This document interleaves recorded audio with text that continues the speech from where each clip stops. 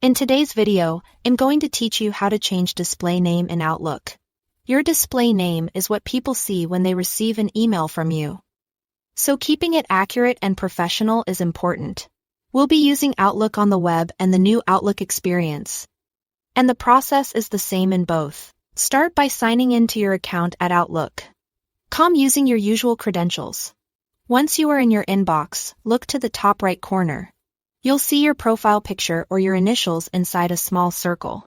Click that and in the menu that opens, choose My Profile. This takes you to your account profile page, where you can manage how your name appears across Outlook and other connected Microsoft services.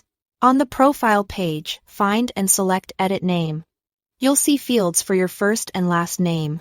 Type the name exactly the way you want it to appear to recipients.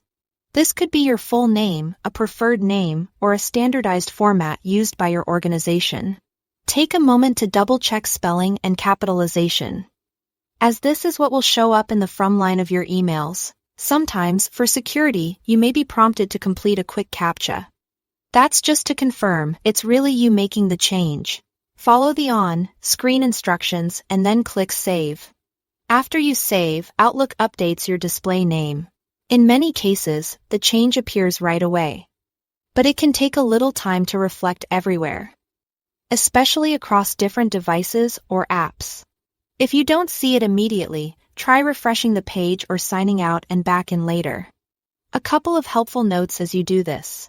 If you use more than one Microsoft account, make sure you are editing the profile for the correct account by checking the email address shown on your profile page.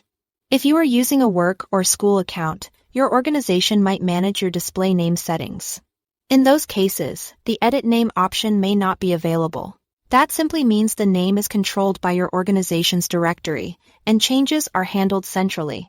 Once updated, your new display name will appear on messages you send from Outlook on the web, the new Outlook app, and other connected Microsoft Mail apps.